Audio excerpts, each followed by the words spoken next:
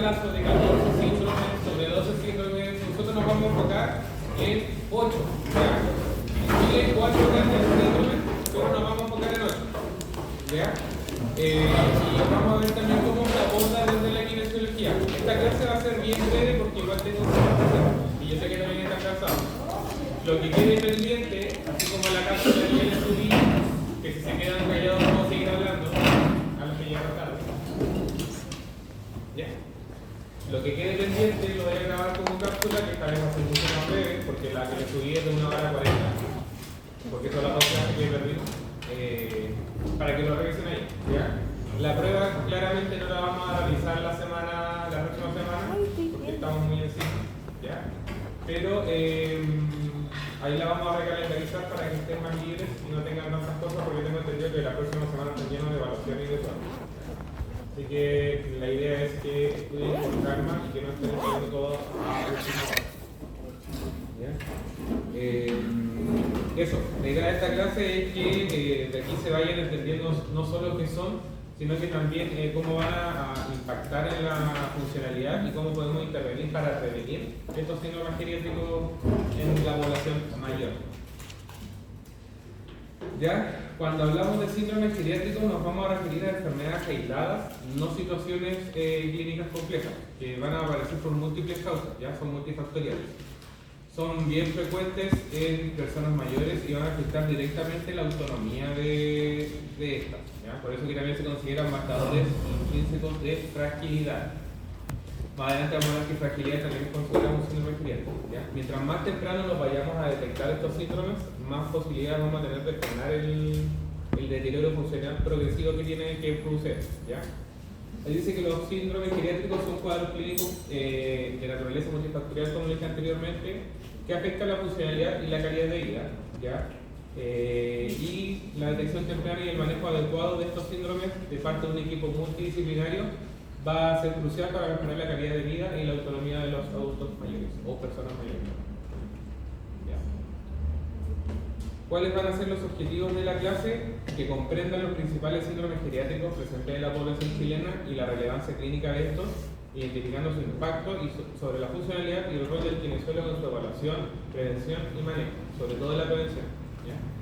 Además, van a identificar los principales síndromes geriátricos y su prevalencia en Chile, comprendiendo su importancia clínica, reconocer los factores biológicos, sociales y del sistema de salud que contribuyen a su aparición en personas mayores, describir la fisiopatología, consecuencias y riesgos funcionales asociados a cada síndrome y aplicar principios con enfoque kinésico para la evaluación, prevención y manejo de síndromes como caídas, inmovilidad, incontinencia urinaria, fecal y lesiones por presión. ¿Ya? Para contextualizarnos un poco en Chile, ¿ya? En Chile estamos viviendo un envejecimiento bastante acelerado, como lo hemos visto durante el semestre. Casi un 20% de la población tiene más de 60 años y esto va a ir aumentando con el paso de los años. Esto va a significar que más enfermedades crónicas van a aparecer en la población y mayor dependencia va a generar. A pesar de que nosotros en Chile utilizamos herramientas como el examen médico preventivo, el EMPAM, para evaluar factores de riesgo y funcionalidad, se requiere siempre una evaluación directa de cada síndrome geriátrico, ¿ya? Pero el EMPAM siempre nos va a dar una indicación o una idea de más o menos cuál podría ser el síndrome geriátrico que podría tener el paciente o el usuario, dependiendo de en qué contexto se evalúa. ¿Ya? ¿Qué factores van a contribuir en estos síndromes en Chile? ¿Ya? Tenemos varios factores que van a explicar por qué estos síndromes son tan frecuentes en nuestro país. A nivel demográfico, mayor expectativa de vida, ya hoy en día estamos bordeando los 80 años como vimos en las primeras clases. Factores socioeconómicos, desigualdad en el acceso de salud y en educación. La baja escolaridad también crea el riesgo de síndromes geriátricos.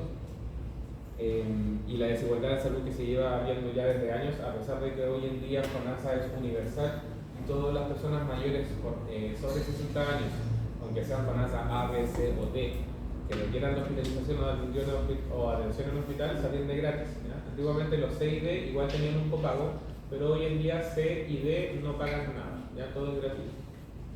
También tenemos factores culturales, el estigma del envejecimiento y la falta de educación en la prevención de esto.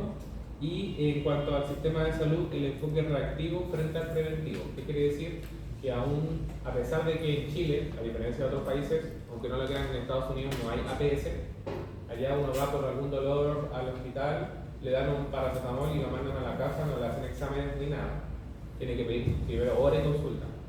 Acá en Chile aún hay, se trabaja más de manera paliativa o a través de tratamiento más que preventivo. Y la parte preventiva aún está en manos de APS, ¿ya? Y de ustedes también como futuros profesionales encargarse de difundir información a familiares, amigos, etc. ¿Ya? El impacto en el sistema de salud, los síndromes geriátricos van a consumir mucha cantidad de recursos, ya las caídas, las infecciones, por ejemplo, son causas frecuentes de hospitalización, la polifarmacia va a aumentar las interacciones y los efectos adversos, y todo esto va a incrementar la dependencia y los costos y la reducción de la calidad de vida. ¿Ya?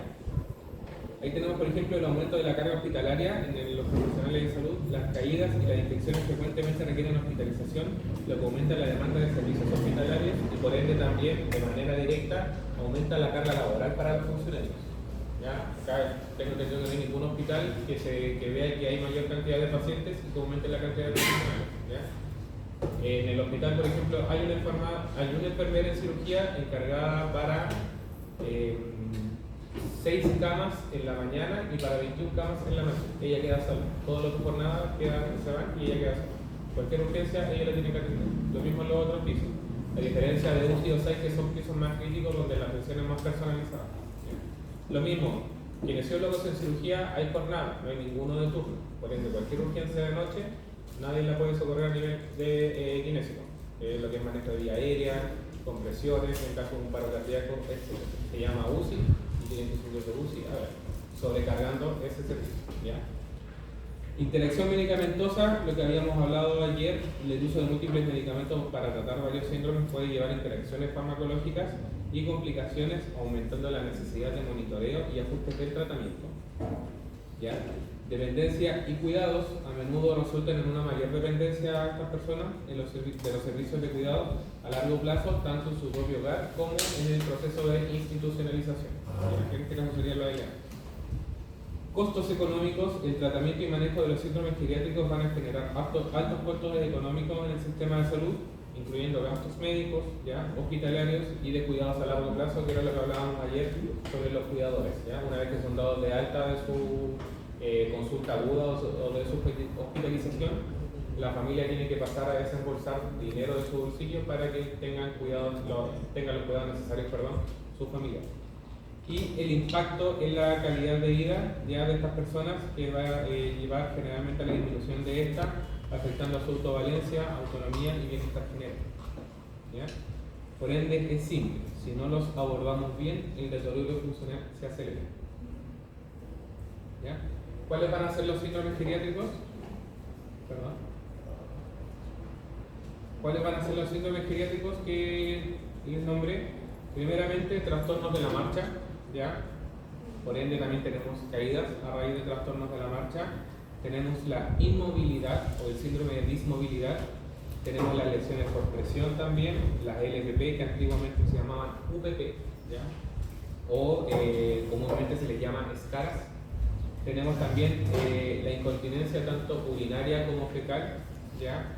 La polifarmacia o síndrome polimedicamentoso, ¿ya?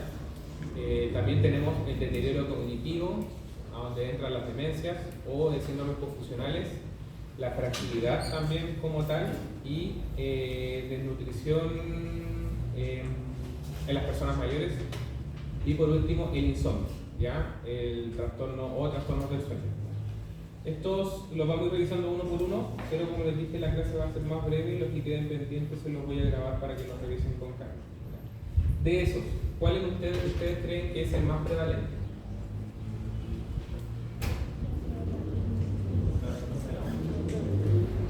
Voy en color.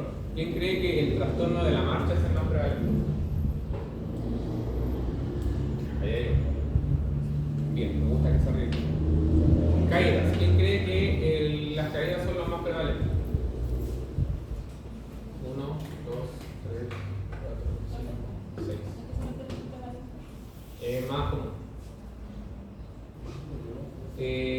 síndrome de inmovilidad o dismovilidad. Nada, bien. Lesiones por presión. Acá hay una, bien. Incontinencia urinaria o fecal. ¿No? Polifarmacia. 1, 2, 3, 4, 5, 6, 7, 8, 9. Deterioro cognitivo. Demencias. Síndromes confusionales. Fragilidad. Desnutrición. ¿Ya? Insomnio. Como se dio la tónica, bien, ¿ya? Esos son los síndromes más comunes y sus porcentajes en Chile. Los que no aparecen con porcentaje es porque no encontré ningún estudio que hablara sobre la prevalencia, ¿ya? Pero si se dan cuenta, la polifarmacia es el síndrome que más común se ve en la población mayor, seguido por el riesgo o las caídas, que sería un 37,2%, y en el top 3 para finalizar la desnutrición, ¿ya? Y de esos, ¿cuáles nosotros podríamos trabajar y atacar? Las caídas, ¿ya? La polifarmacia está en total dominio de médicos, la desnutrición en total dominio de los nutricionistas, pero nosotros tenemos trastornos de la marcha, caídas, inmovilidad. LPP se comparte con enfermería porque ellas son las encargadas de las curaciones, pero nosotros somos los encargados de prevenirlas con los cambios de posiciones en pacientes con dependencia severa. Incontinencia urinaria y fecal también trabajamos nosotros con ellos, todos los que son kinesiólogos de piso pélvico. De hecho, tengo una amiga que se me fue a invitarla para que le hiciera una charla sobre piso pélvico, y sobre tratamiento de piso pélvico en varones y en damas. Deterioro cognitivo, esto lo trabajan principalmente los terapeutas ocupacionales y los psicólogos, pero nosotros también tenemos parte de trabajo ahí. La fragilidad también es parte de nuestra labor, y el insomnio y trastornos del sueño, médico y psicólogo, ¿ya? Incluso psiquiatra, si es que hay algún tema, por ejemplo, de un duelo que le haya generado trastornos del sueño o el insomnio, ¿ya? Eso. La fragilidad, aunque parezca baja, ¿ya? Igual es clave porque va a ser un punto de inflexión en el envejecimiento, ¿ya? Para que lo tengan en claro eso. Pasando ya directamente al área chica, como se dice, trastornos de la marcha y caídas, ahí los junté, ¿ya? Dentro de lo que es trastornos de la marcha vamos a tener que los trastornos de la marcha de las personas mayores van a reflejar alteraciones neuromusculares y sensoriales y musculoesqueléticas, ¿ya? O neuromusculoesqueléticas si lo quieren agrupar. Un tercio de las personas mayores se cae al menos una vez al año y la incidencia es mayor en mujeres, ¿ya? Para que lo tengan claro. Las caídas van a representar cerca del 25% de las hospitalizaciones a nivel geriátrico. ¿Cuáles serían una de las causas? Por ejemplo, la sarcopenia, ¿ya? Que es la pérdida de fuerza y de masa muscular. También tenemos rigidez articular, menor movilidad de caderas, menor movilidad de rodillas, menor movilidad de columna, van a generar riesgo de caída, ¿ya? Tenemos también disminución de la propiocepción y reflejos posturales. La propiocepción, ¿qué la da? ¿Qué rama nerviosa? ¿Ayer lo hablamos? El otro. El coclear. ¿Ya? Propiocepción, coclear, vestibular, equilibrio. No se olviden de eso. Y lo de los reflejos posturales, por eso que es importante cuando un adulto mayor requiere otitis o dolor de oído, llevarlo de inmediato al médico, porque eso nos puede dar un indicio de un posible riesgo de caída o aumentar el riesgo de caída. ¿Ya? Alteraciones sensoriales, en este caso volvemos a tener trastornos vestibulares, como dijo acá mi coleguita, ¿ya? Presbiacusia, que sería el envejecimiento de la audición, ya del oído, del tímpano y del sistema nervioso auditivo, y la pérdida de la agudeza visual. Ahí tenemos dos pares craneales de dos sentidos. Y por último, la alteración del control neurológico, menor coordinación y cambio en el patrón de la marcha, que nos va a generar un aumento en las caídas. ¿Y cómo lo compensan las personas mayores? ¿Se acuerdan? Que lo vimos también. Cuando las personas tienen problemas de equilibrio, ¿cómo lo compensan? Con ayudas técnicas, ¿ya? Pero si no tuvieran ayudas técnicas, por ejemplo, aumento de la base de sustentación. Y también una marcha más rápida o más lenta. Más lenta. Más, la cadencia es más larga o más corta. Cadencia es la distancia de pasos. Corta. Entonces tienen un petit pas, aumento de la base de sustentación, y una marcha más lenta, ¿ya? Entonces son tres formas de compensación, además de, como dijeron por ahí, el uso de ayudas técnicas. Uno siempre tiene que partir de lo más leve a lo más dependiente, que en este caso sería un bastón, puede ser después un bastón canadiense, puede ser doble bastón canadiense, un andador fijo, un andador con ruedas, un andador fijo, para ya terminar en silla de ruedas. ¿Ya? Ese sería el orden de lo que nosotros tenemos que tratar de evitar que el paciente llegue a la silla de ruedas. ¿Ya? Si nos entregan a un paciente que ocupa andador, tratar de que del andador pasa muleta y de la muleta un bastón, si es posible. Tampoco vamos a ser muy exigentes con una persona mayor si que realmente no puede llegar a más que el bastón o el andador. ¿Ya? Pero lo importante es que no lleguemos a que el paciente llegue a utilizar la silla de ruedas producto de mal manejo kinésico. Intrahospitalario o extrahospitalario. Bueno, como dije ahí, la sarcopenia va a disminuir la fuerza, las articulaciones se van a volver más rígidas, la visión se deteriora y el sistema vestibular pierde precisión y se forma nuevamente lo que siempre hablamos, un ciclo vicioso. ¿Ya? Trastornos de la marcha, ¿ya? Características de la caída, factores que contribuyen, tenemos dos, intrínsecos y extrínsecos. ¿Ya? Dentro de los intrínsecos vamos a tener debilidad muscular, hipotensión ortostática, alteraciones visuales y alteraciones vestibulares. ¿Ya? Por eso es que es importante tomar la presión en un paciente cuando ustedes estén trabajando, tanto sedente o supino como de pie, para ver que no haya ningún cambio. ¿Se acuerdan cuánto variaba la presión? Para detectar para decir que la PTO era positiva, la prueba de hipotensión ortostática. ¿Alguien que levante la mano? Arriesguense, prefiero que se equivoquen acá que se equivoquen en la prueba. ¿Flor? ¿Y la sistólica? Bien, ¿ven? Súper, gracias. ¿Ya? Y tenemos factores extrínsecos, como lo que hablamos ayer, obstáculos en el hogar. ¿Qué obstáculos? Alfombras, animales, escaleras, ¿ya? Desniveles. Calzado inadecuado, muchas veces las personas mayores se dan cuenta con unos zapatos muy en punta que le genera el famoso hallux valgus o juanete, disminuyendo la base de sustentación, disminuyendo también el equilibrio del ortejo mayor en ambos pies y del quinto ortejo. Suelo irregular, que es lo que le dije, caídas a nivel, ¿ya? Iluminación deficiente y ausencia de barreras de apoyo o de baranda. Ya vemos lo mejor baranda, porque barreras hablamos con otro concepto de baranda. El impacto de los trastornos de la marcha y las caídas puede causar lesiones graves, miedo a la caída, pérdida de independencia, apareciendo el famoso nuevamente círculo vicioso. ¿Ya? Miedo a las caídas, hipomovilidad o inactividad, pérdida de la funcionalidad progresiva y rápida, aumentando el riesgo de caída, teniendo nuevamente miedo a caer. ¿Ya? Una vez que se cae la persona mayor, aparece el miedo a volver a caer y ese miedo, como les dije ahí, va a reducir la actividad física, va a empeorar la sarcopenia y la función de... ¿ya? Es un ciclo que como fisiólogos tenemos que romper. ¿Y dónde podríamos nosotros involucrarnos? En el miedo a las caídas. ¿A través de qué? Del taller de caídas. ¿Ya? Trabajando a través de ese labor, vamos a lograr que el paciente o el usuario se mantenga activo, ¿ya? Funcional, y por ende disminuyamos el ritmo. Por eso que es importante lo que vamos a hacer después con el taller de caídas. Ustedes van a hacer el plan piloto y con Valentina, con la encargada de centro kinésico, ya dijimos que el próximo año lo íbamos a implementar desde el segundo semestre completo con los alumnos de segundo año y de cuarto año. Trastornos de la marcha y caídas, las consecuencias, tenemos fracturas. ¿Cuál era la fractura más común que dijimos ayer? Cadera. Cadera. ¿Ya? Cadera un 1% de las caídas y la muñeca un 3,5% de las caídas. ¿Ya? Pero ¿por qué yo hablo de gravedad a pesar de que es un número bajo? Porque la fractura de cadera requiere sí o sí de hospitalización, por lo menos 2 días. Mientras que una fractura de muñeca puede requerir de una reducción, de una operación, menos días de cama o simplemente de una escayola y para la casa. ¿Ya? Así que no fue con minutas.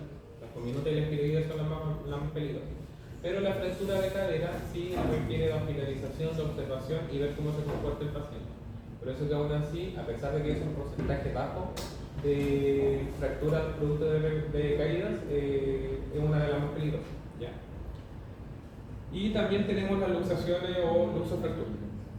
Pérdida de la independencia, disminución de la movilidad también, como consecuencia también tenemos el riesgo de la institucionalización. Y el último paso que sería ya la mortalidad. Una persona con dependencia severa tiene más riesgo o está más cercana a la muerte que un paciente quizás con dependencia leve o moderada. ¿No es cierto, Daniel? Muy bien. Se creo que me está restando bien. ¿Ya? Más del 95% de las fracturas van a ser de caderas. Ese 1% que aparece ahí es producto de las caídas, ¿ya? Pero no todas van a causar fracturas, ¿ya? Solo un porcentaje de un 5 o un 8% lo hacen en personas mayores según algunas fuentes que encontré.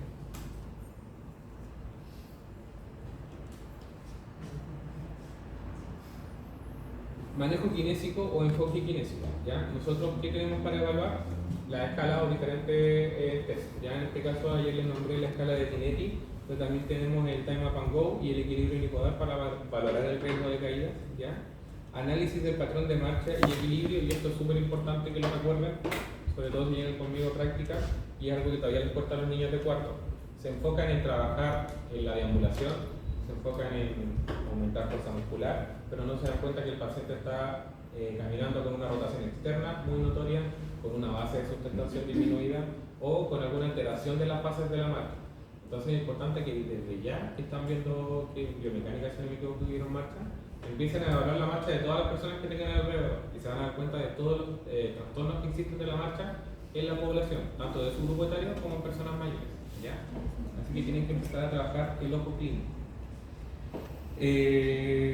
Junto con eso, nosotros lo que vamos a hacer es intervenimos en el fortalecimiento de cuádriceps, por ejemplo, de la musculatura glútea, entrenamiento de equilibrio y la simulación de actividades en el diario vivir, ¿ya? Esos van a ser nuestros pilares de tratamiento o de prevención, ¿ya? Intervenciones terapéuticas están lo que es fortalecimiento muscular, entrenamiento de equilibrio y simulación de actividades de la vida diaria, y prevención de caídas, adaptaciones en el hogar, instalación de barandas, eliminación de alfombras, mejorar la iluminación, que en ese caso nosotros podemos sugerirlo, no es que lo vayamos a realizar nosotros, y la evaluación para el uso de ayudas técnicas, como que les nombré anteriormente, tones, andadores, y también, como mencioné ayer, delimitar el espacio de las mascotas. Ya no las vamos a eliminar, tampoco es justo que se la lleven de la casa porque están acostumbradas a sus dueños, pero sí podemos delimitarles quizás un sector para que ellos transiten o generar un sector más seguro para la persona o el dueño. Por eso que es súper importante adaptar el hogar. Otro síndrome que tenemos es el síndrome de la inmovilidad, ¿ya? El síndrome de la inmovilidad es la disminución de la movilidad, como bien dice ahí, que resulta en un deterioro funcional asociado a múltiples cambios fisiológicos y patológicos multisistémicos. La prolongación de la inmovilidad va a afectar de manera directa y multisistémica a las personas mayores, lo que afecta un 15% de estos que son institucionalizados, y es un predictor importante de complicaciones graves y marcador de fragilidad, ¿ya? Dentro de los sistemas que afectan el síndrome de inmovilidad tenemos el sistema cardiovascular, junto a la hipotensión ortostática, producto de que se marean cuando se levantan, prefieren no moverse tanto, ¿ya? Tenemos también el riesgo de TVP, que sería la trombosis venosa profunda. ¿Saben lo que es eso? ¿No se lo acuerdan? Trombosis venosa profunda.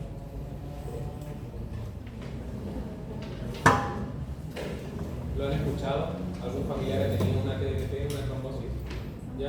Es cuando aparece un coágulo, sobre todo en la vena femoral, ¿ya? Que genera un aumento de presión, aumento de volumen, dolor, ¿ya?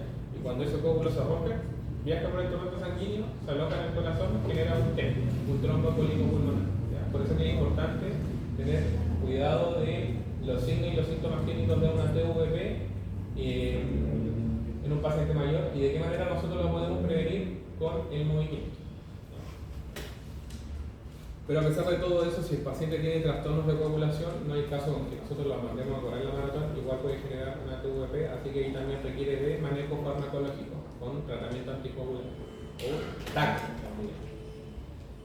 El sistema musculoesquelético, ahí tenemos la sarcopenia, la osteoporosis y el acortamiento muscular por inhibición de estos movimientos, ¿ya? El sistema respiratorio, las atelectasias y las neumonías. La neumonía lo que va a generar es un cansancio, una disminución de la funcionalidad, producto de la aparición de disnea y de la poca tolerancia al esfuerzo que tienen las personas.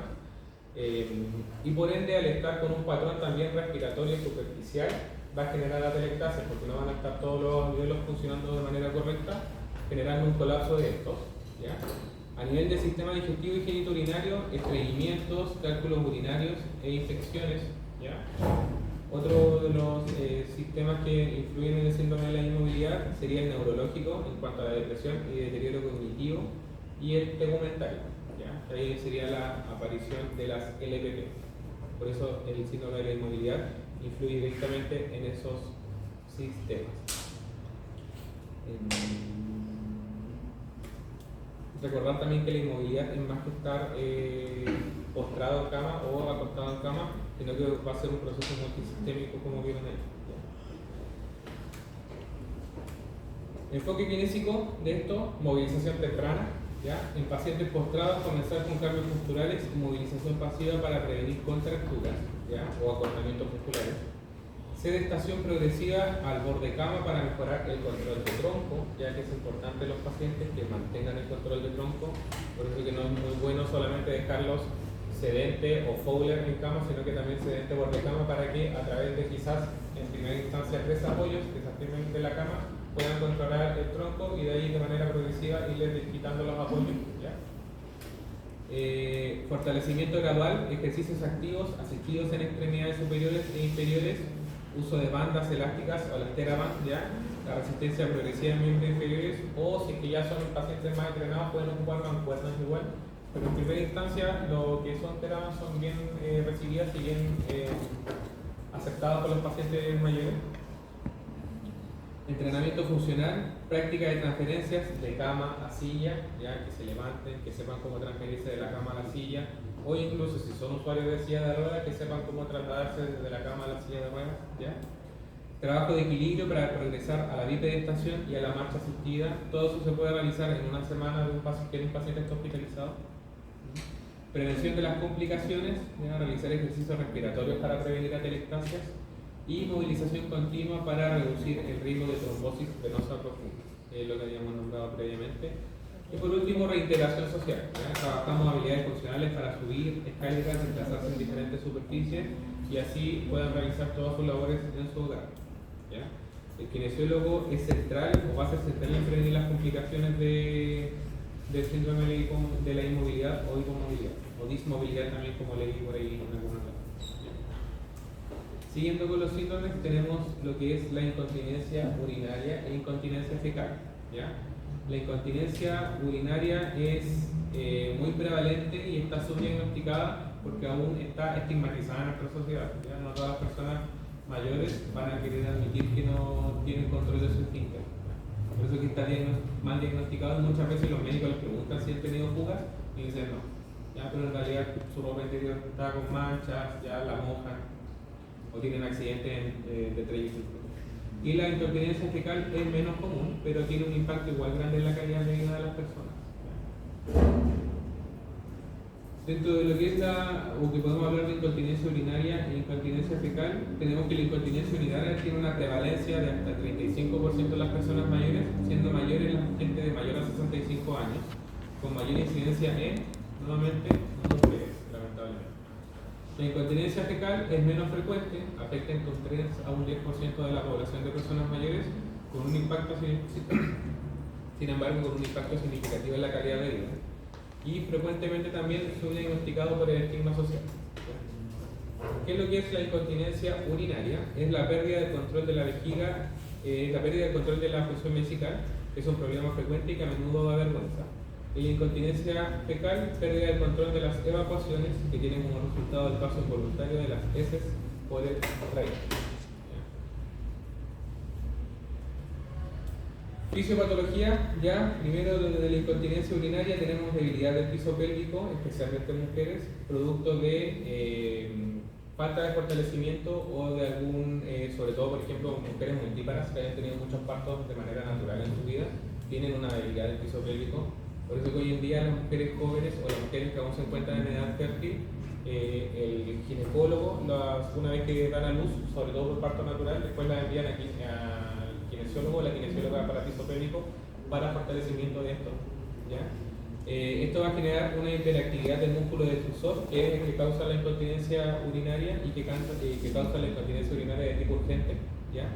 Y por ende también vamos a tener una obstrucción del tracto urinario inferior a causa de la incontinencia por rebosamiento en el caso de los hombres, ¿ya? Se rebalsa la vejiga, se obstruye el tracto urinario y ocurre la fuga. A nivel fecal tenemos daño del esfínter anal con neuropatías periféricas o constipación crónica con impactación fecal, que es lo que les nombré, si no me equivoco, ayer o el otro día, que es cuando el bolo fecal se impacta en el intestino generando dolor y aumento de volumen, una hinchazón generalizada. Y también van a aparecer cambios relacionados con el envejecimiento como la reducción del tono rectal.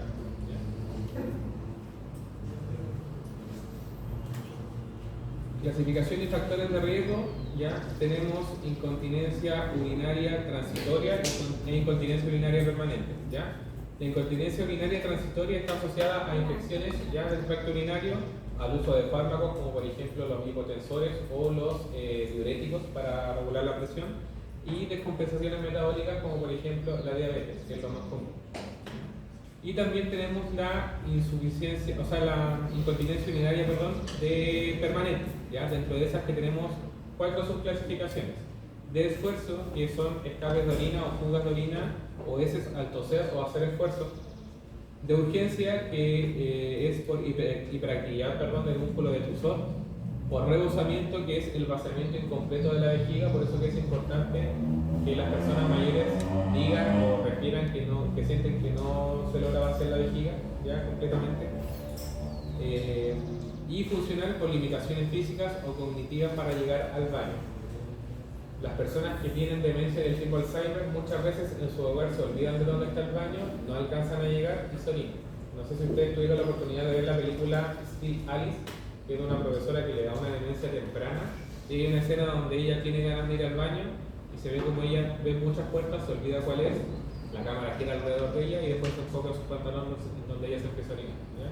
Eso, aunque parezca ficción, es real. Se olvidan de dónde está el baño, e incluso por eso que las personas con demencia del tipo Alzheimer mueren por inanición, porque también se olvidan de comer, sobre todo cuando están solitos, ¿ya?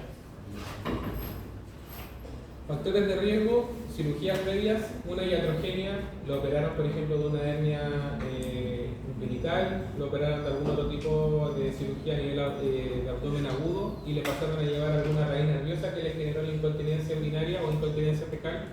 También en el parto puede ocurrir eso, cuando se hace la episiotomía, en el caso de un parto natural que venga complicado, se corta el piso pélvico de la mujer, y eso le genera la debilidad, se lo cosen, pero muchas personas quedan con incontinencia permanente, ¿ya? Enfermedades neurológicas como el Parkinson, ACV, obesidad y diabetes.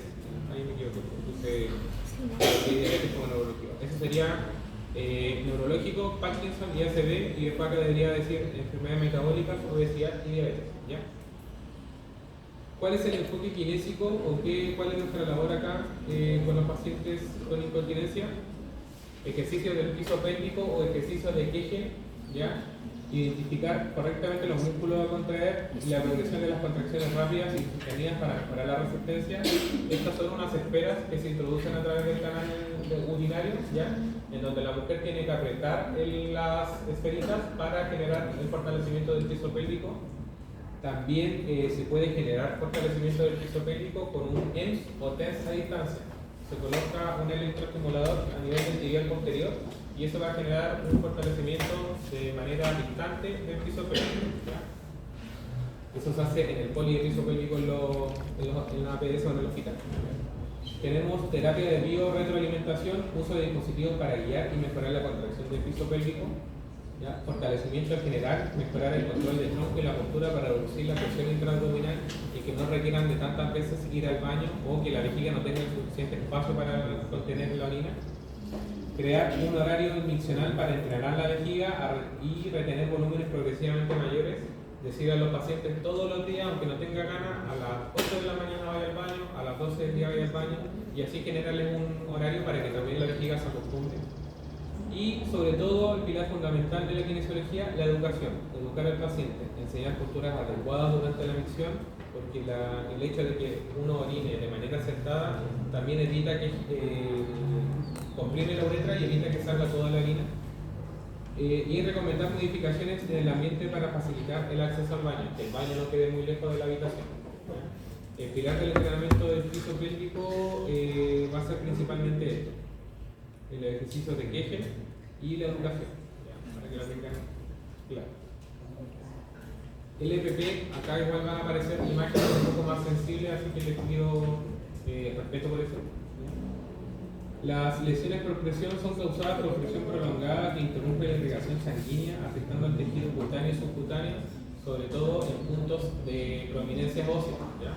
Por eso que los puntos más comunes de lesiones por presión son a nivel sacro, a nivel de ángulo inferior de la escápula, a nivel de codos, a nivel de talones, a nivel de cabeza, sobre todo lo que es la zona occipital, ¿ya?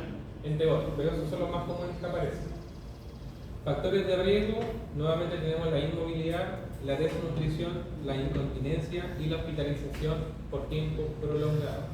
Por eso que si un paciente se escara en el hospital, se activa el código, o sea, se activa el procedimiento de evento adverso, en donde se le llama la atención y se puede incluso amonestar a enfermeras, TENS y kinesiólogos. Ahí la nutricionista no tiene nada que ver, pero sí esos tres profesionales del área de la salud. Si un paciente se escara porque no lo movió el kinesiólogo, le llega un evento adverso al kinesiólogo y se arregla a un despido o un sumario.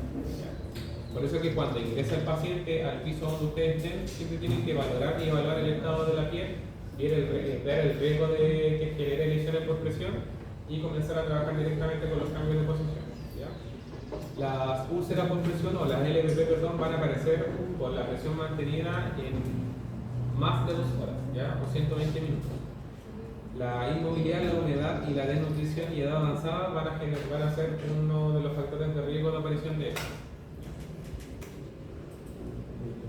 Prevalencia de las lesiones por presión y contexto en Chile, tenemos que la incidencia es del 17% en domicilios y hasta un 25% en los LEAM, ¿ya? Van a representar una causa importante de morbilidad en pacientes inmovilizados. Ahí si se dan cuenta, esa sería la que aparece ahí, una escara o una LPP grado 4, donde se rompe en la piel, la epidermis, la dermis, tejido subcutáneo, fascia, se llega a ver musculatura, que ahí no se ve bien, pero lo van a ver cuando lo suba al PowerPoint, se ven tendones e incluso hasta hueso. ¿Ya? Las LPP también se pueden trabajar o tratar a través de electroestimulación, que lo van a ver después en fisioterapia. Se colocan los electrodos donde se encuentra la lesión por presión, ¿ya? En el borde se colocan electrodos en diferentes puntos con una baja frecuencia, generando un aumento de irrigación para que esto vaya cerrando. Porque recordemos que esta lesión aparece porque el punto de prominencia ósea se encuentra presionado, impidiendo la irrigación de sangre, generando la lesión. ¿Ya? Pero si se ponen electrodos en diferentes partes, también podemos ayudar a que esta lesión vaya disminuyendo en conjunto con las curaciones que realizan enfermeras y técnicos en enfermería, y en casos más graves, aseo en pabellón o aseo quirúrgico. ¿Ya? Fisiopatología, vamos a tener principalmente 3 puntos o 3 etapas. Primero, la presión que se genera, ya por una fuerza prolongada sobre las prominencias óseas que les mencioné anteriormente, que van a comprometer el flujo sanguíneo. Tenemos la fricción, que es el daño superficial de la piel por roce constante. También se pueden generar LPP por la ropa, por eso es importante que las sábanas de los pacientes estén bien estiradas, que las batas no estén abrochadas, que el pijama no genere arrugas, los que ocupan pijama. Cuando uno saca a caminar al paciente, quiere decir que uno lo abrocha la bata, después hay que preocuparse de abrirla nuevamente para que la espalda no tenga ningún punto de presión por ropa.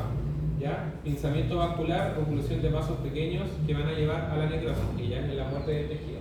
Ahí se ve más claro lo que es una escala grado 4 o una LPP grado 4, donde se ve el músculo ahí y la fase que está alrededor. ¿Ya? Y alrededor se ve el tejido necrótico. Todo eso se corta, se debrida en pabellón, se hace aseo y se ponen apósitos o esponjas, ¿ya? Para que eso no siga progresando. Pero ese ya por lo menos es de una prolongación de un mes aproximadamente, si no me equivoco. Ese es un caso real de hubo de urgencia, ¿ya? Porque incluso fue denunciado por maltrato al cuidado, ¿ya? Que en este caso era la hija.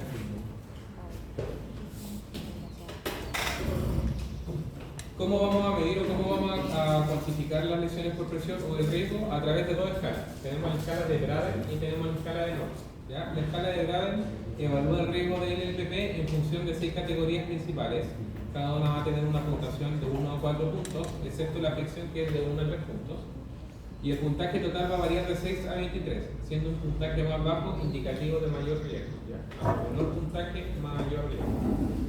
Categorías: percepción sensorial, capacidad para responder de manera adecuada al malestar relacionado con la presión, que el paciente o el usuario diga que efectivamente siente un malestar o siente un punto de presión. ¿Ya? Humedad, que el grado de exposición a la humedad que puede contribuir al daño cutáneo. Es importante que la piel se mantenga hidratada, por eso que hay diferentes cremas a nivel de farmacia como BioCure o Diabetex que ayudan a mantener la piel de las personas mayores bien hidratada. Actividad, nivel de actividad física del paciente, ahí nosotros podemos participar ya en mantenerlos activos, en hacer los cambios de posiciones. Movilidad, capacidad para cambiar y controlar la posición corporal, que no solamente ustedes tengan que moverlo, sino que el mismo paciente se pueda mover en cama. Nutrición, ingesta habitual de alimentos y de líquidos, que en este caso idealmente sería agua. No bebidas azucaradas. Fricción y cizallamiento, grado de exposición a fuerzas mecánicas dañinas. Como les mencioné anteriormente, nudo de la ropa o ropa arrugada. ¿Ya?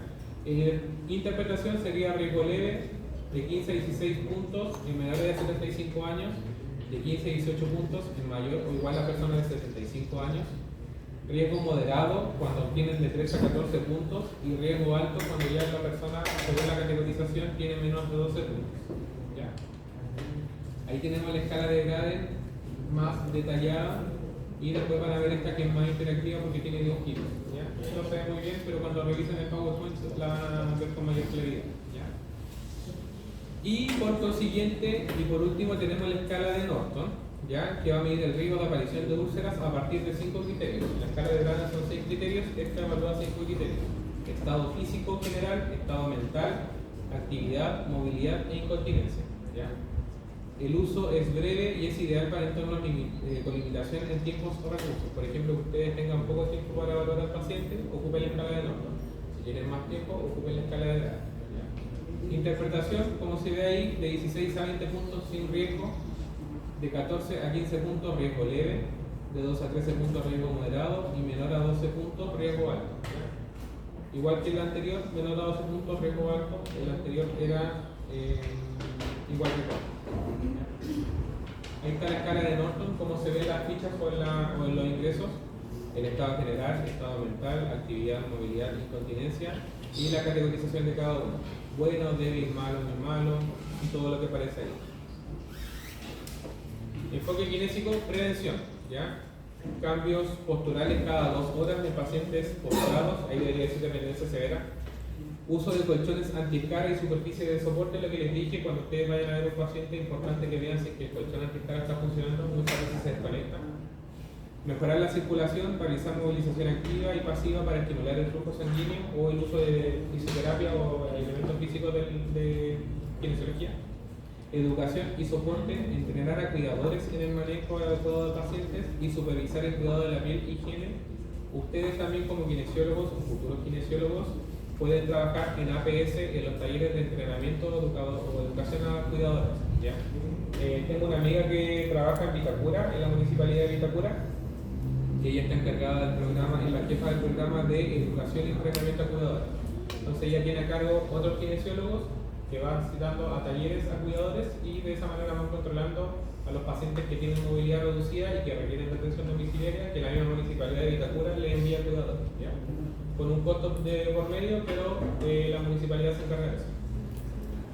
Lugares más comunes donde aparece la úlcera por presión, ahí están los puntos marcados que lo van a ver después en el computador, pero se ve la zona cervical, ¿ya? O la nuca, la zona escapular, la zona de codo, la zona sacra, la zona de la cara lateral del muslo cuando se acuestan de cúbito lateral, ¿ya? Y la zona de los tobillos, cervical a podal. Y ahí tienen un esquema un poco más ilustrado sobre la etapa 1, etapa 2, etapa 3 y etapa 4. ¿Ya? Ahí se da cuenta de la etapa 4, no se ve muy bien, pero se ve el agujero donde incluso llega a verse el hueso. ¿Ya? La primera etapa va a ser el enrojecimiento de la piel. Ahí ya tenemos que nosotros poner atención, comenzar a hidratar y evitar que durante el